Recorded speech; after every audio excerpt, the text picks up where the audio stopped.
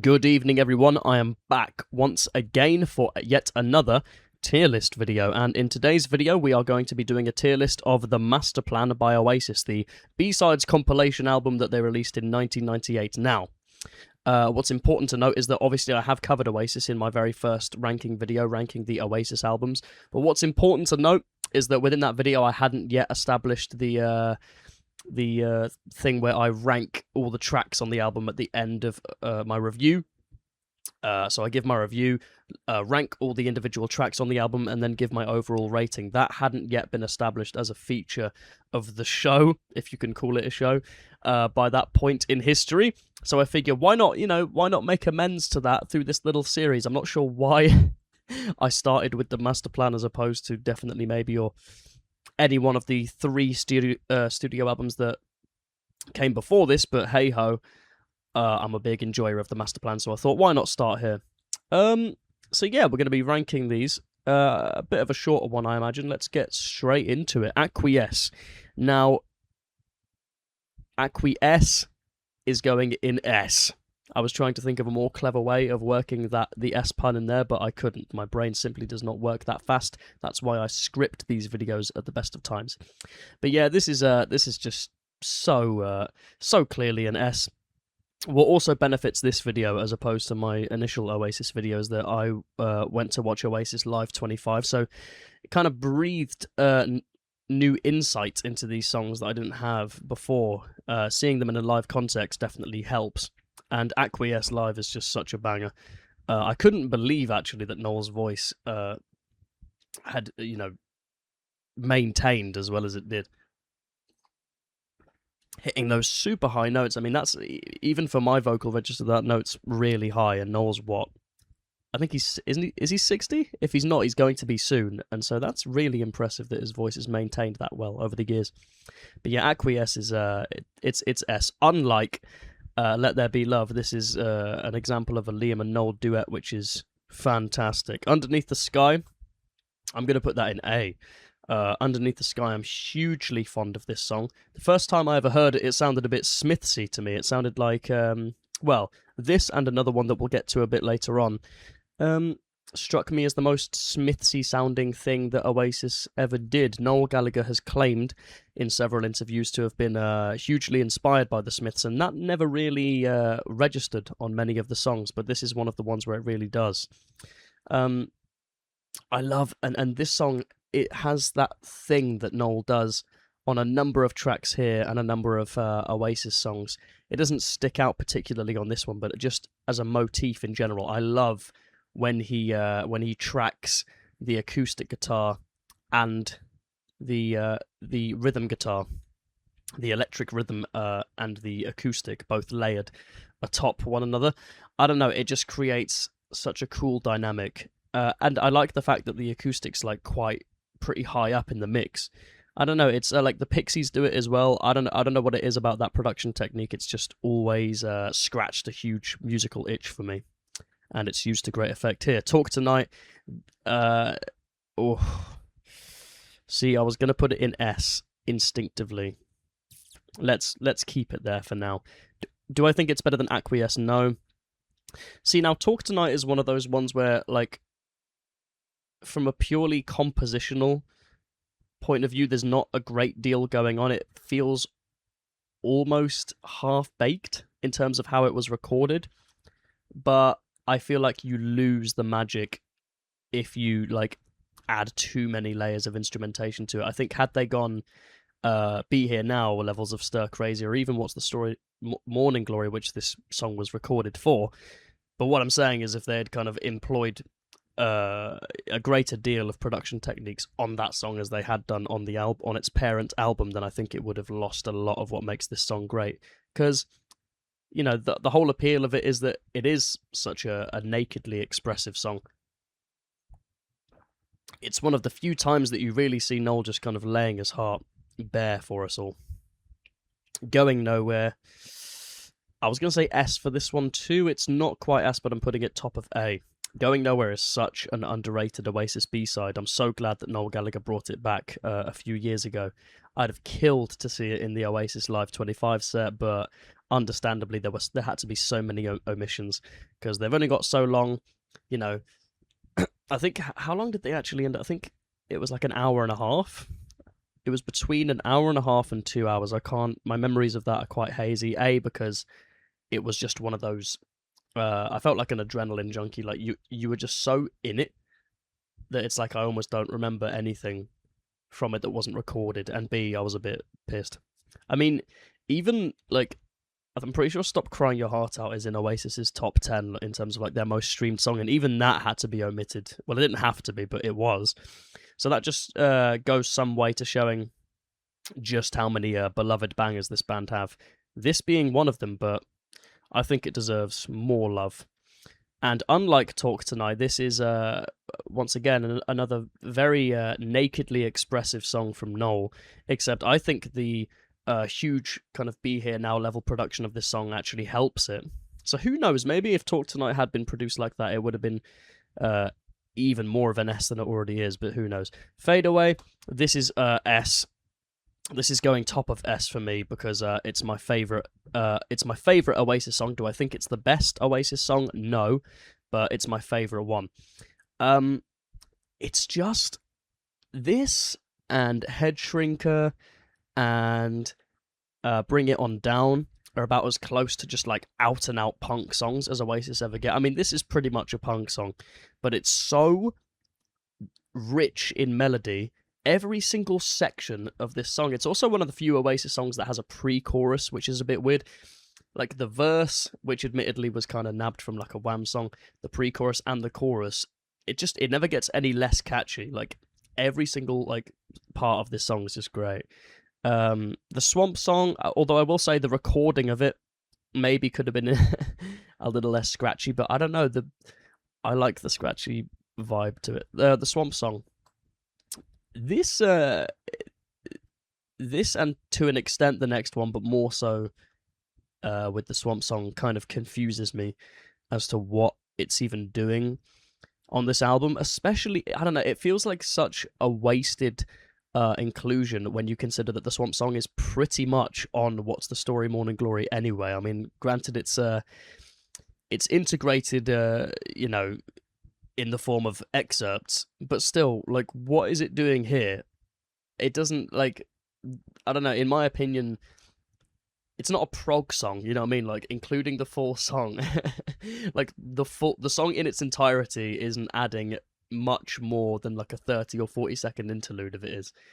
And by the end, like, dude, holy shit, like, the feedback and the distortion at the end of the song sometimes in my earphones is like, okay, gonna take these off, because that is very loud. I don't know, I'm not feeling this one, I'm putting it in C. Like, It's Better People could have gone on this album in its place. Come On Feel the Noise could have gone on in its place. Cloudburst could have gone on in its place. There's probably good reason why those songs aren't. Maybe legal reasons, I don't know, to do with Noel's blatant plagiarism. But yeah, I don't know. The Swamp Song, it was the right call to include it on What's the Story, Morning Glory in the form of excerpts, and in my opinion, that's all it should ever have been. I Am the Walrus. Now, a lot of people have I Am the Walrus down as the best cover Oasis ever performed, and of course, this version of it is not.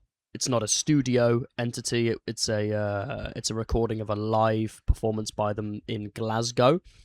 And this version of I'm the Walrus is absolutely fantastic. Like, this is actually so when I was first getting into Oasis, I was around like 14, 15, and this was actually the first version of I'm the Walrus I ever heard. And no offense to any Beatles fans out there, you're probably going to rag on me in the comments for this one, but this will always be my favourite version of I Am the Walrus. I think it actually serves the song better than the Magical Mystery Tour version.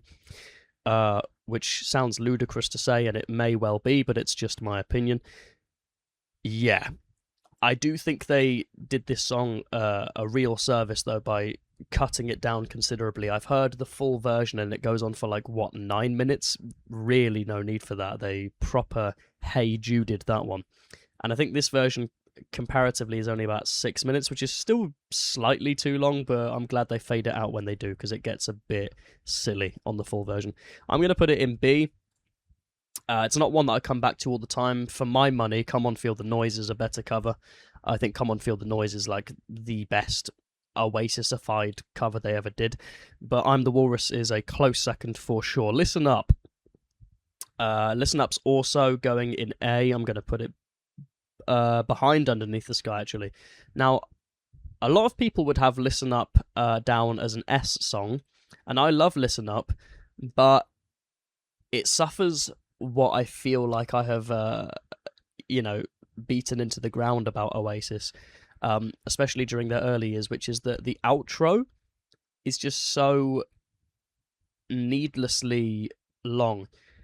Controversially, I feel this way about even like Slide Away, and that is like borderline sacrilegious because Slide Away is obviously one of Oasis's best ever songs, but I feel like the actual phrase Slide Away is sung a good 5 or 6 too many times, and I feel the same here about the refrain of oh, I don't mind being on my own. It's like, okay, I get it, you know what I mean? And although I will say this, the lead guitar in this song, the tone is great, and the riff itself is great. Like, Noel is such a fucking genius for coming up with lead guitar, which, strictly speaking, it's not lead guitar in the sense of, like, you know, I don't know, how do I word this? It's they're less solos and more like riffs. You know what I mean? They're just catchy little riffy motifs that's similar to his, like, I don't know, oh, here's how I would put it. He writes solos as he writes, like, melodies for songs. So, like, the guitar in this song, for instance, it almost doubles as a vocal melody. That little... It's so goddamn simple, but so effective. It's just a little too long to bump it up to S for me. Otherwise, it may well be. Also, Liam's voice sounds a bit tired on this song. It does serve the song in many ways, you know, in terms of what he's singing about. And that kind of inflection does aid it. Although, like, if you weren't putting that spin on it, it does kind of just sound like his voice is really tired. Like, when he has to go, gonna leave you all behind, he sounds like he's on his last legs. I dare say they could have done another take of that. Rockin' Chair. This is the other song here that I thought sounded really Smithsy when I first heard it. And it still does sound very Smithsy. Liam's voice is great here. It's also like, I feel like this, Don't Go Away, to an extent, Cast No Shadow, it's one of the few times where Oasis just went unapologetically sad with one of their songs. You know, Oasis, for the most part, is all about, you know, having spirit and hope that things are going to get better. This one is just kind of like, yeah, it's not gonna. It's like, and that is also, in part, what makes it so Smithsy. Great song. Love when Oasis go acoustic. I'm going to put it in A. Once again, it's not quite S, but it is A. And I'm going to put it... I'm going to put it in between Underneath the Sky and Rockin' Shit. Yeah, that's... And Listen Up, even. That sounds about right. Half the World Away, this is S. I mean, Half the World Away, come on. What an iconic song. It's one of Noel's best lyrical moments. Similar to Talk Tonight, the production is very minimalist, but it serves the song in the best of ways, you know. Not much more to say about it than that. This is quite a widely praised song. I think I think it's fine where it is. It's S. I'm going to put it at the bottom of S, but, you know, still, you know, a real all-timer. It's good to be free. This, so I really like this song. I even like the goofy little accordion outro, which is like really random, but it's so indicative of Oasis's attitude around this time, which was just like a fun-loving, just lads hanging out, having a good time. And the actual song at the core of it is great too. Similar to Fade Away, though, I will say, like, I feel like the recording of this one could have been maybe a little stronger. And the feedback, you know, if this one comes on a mix and you're in like a social setting, the only thing holding this song back from kind of being more conducive to a function like that is the fact that every 30 seconds you get that really squeaky feedback, which is a bit off-putting, but kind of ballsy for a band as admittedly commercial as Oasis to embrace feedback in such a way. Nonetheless, this is B. I'm going to put it behind I'm the Walrus, actually, but I still really like It's Good to Be Free. Good song. Stay Young. Okay, this, unless I'm mistaken... Okay, let me cook on this and then I'll explain myself afterwards. This and Going Nowhere, the Be Here Now B-sides, they frustrate me that they were omitted way more than, like, even these up here. So, Acquiesce and Talk Tonight, they were recorded for What's the Story, Morning Glory, I do believe, and Fade Away and Half the World Away were for Definitely Maybe. Now, the reason Going Nowhere and Stay Young being omitted from their parent albums frustrates me more is because What's the Story, Morning Glory, and Definitely Maybe are still 10 out of 10 albums with or without them. I mean, had they been on there, 11 out of 10, I guess. But Going Nowhere and Stay Young, what the hell were they... Dude, the actual song, Be Here Now, that could go. I don't really give a shit about that. Magic fucking Pie, like, that gets on, and Stay Young and Going Nowhere don't. Like, what? Like, were they on fucking... Well, I was about to say, were they on crack? Yeah, probably. That was almost a rhetorical question, which I didn't intend for it to be, but it was. My point being, Stay Young is an absolutely amazing song. It's not quite an S, but it is a fucking such an A. I'm putting it next to Going Nowhere. So good. Head Shrinker. There's a weird kind of vocal effect on Liam. There's like a delay on Liam's voice on this song, which I think had that been taken off, this song would pack a bit more of a punch. Noel, like, in an interview one time when he was like, you know, people are always asking me about, you know, the Oasis sound. How did you guys achieve that sound? Everyone won't stop talking about the sound. And he's like, dude, we didn't know what the fuck we were doing. Like, the sound was just our best guess at what we think we should do, you know what I mean? And this is one of the kind of glaring instances where that really comes to a head, you know, like that delay effect. I don't know what kind of purpose they thought it was serving or why it was essential to the song, but I don't mind it. I just think if it was removed, this song would be a whole lot better. But yeah, Head Shrinker's like really punky, man. Love this one.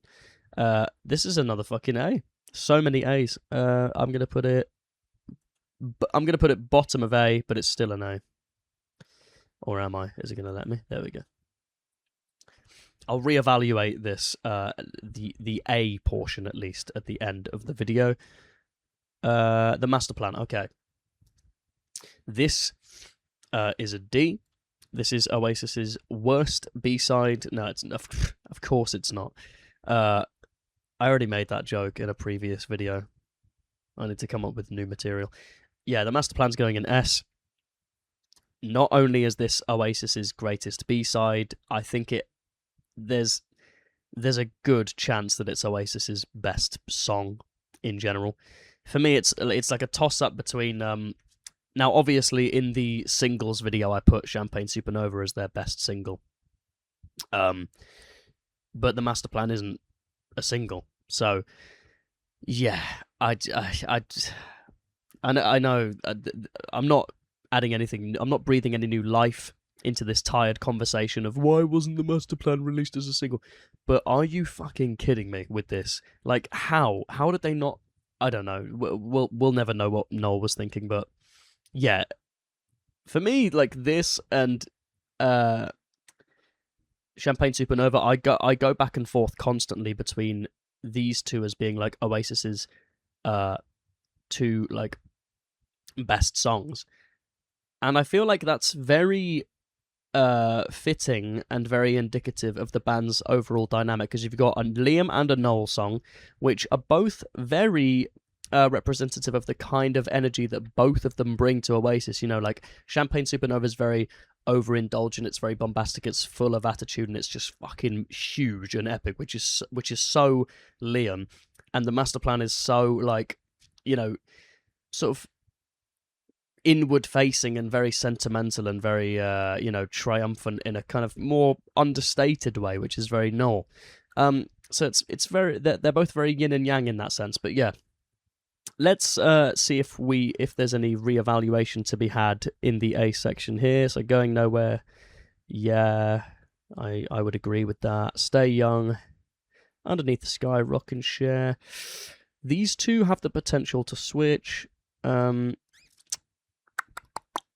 I don't know, man. There's something about Underneath the Sky. Let me know what your opinions on Underneath the Sky are, as I feel like I'm maybe in the minority ranking Underneath the Sky above Rockin' Chair, Listen Up, and Head Shrinker, as a matter of fact. Maybe even I'm the Walrus. But I love it. I also love the fact that, like, I feel like had this gone on... I feel like What's the Story, Morning Glory is really... once again, it's a 10 out of 10 album, so I'm not... You know, it doesn't feel right for me to say, oh, duh, why weren't they thinking about this? But I feel like it's really missing a track like this that's just like a tight, like 3 minutes and 20 seconds or however long it is. Put this in the place of Hey Now. Hey Now is the only track on What's the Story, Morning Glory. Not even the excerpts necessarily, as I actually think they serve a purpose. But Hey Now I think I would remove. Or at the very least shorten to 3 minutes and 20 seconds. That's a weird song in that it has every chance to end. In fact, it officially does end at about 3 minutes and 20, and then it goes psych and comes back in. No need for that. So either shorten it or replace it with this. I feel like this would have really served the album and attacked things from a slightly different angle. But anyway, nonetheless, this is my The Masterplan tier list. Drink it in, folks. Let me know what you thought. I might do this because in my Oasis video I didn't rank any of the tracks on any of the albums. I might do the other ones. I might go back and do Definitely Maybe and What's the Story, and then all the remaining 90s ones and subsequent 2000s ones. Because, yeah, big Oasis fan. Might do this for Mannix as well. Depends how much, you know, I'm aware that there aren't quite so many Mannix fans as Oasis fans, but I'm a fan of them, and if I want to do it, then I'm going to do it. And I might also do this with just some of my favourite albums in general. I might do Park Life, Weezer's first album, The Holy Bible by Mannix, Suede's debut, Screamadelica, Unknown Pleasures, a New Order album, who knows. Anyway, thank you for watching, and I will see you later. Bye-bye.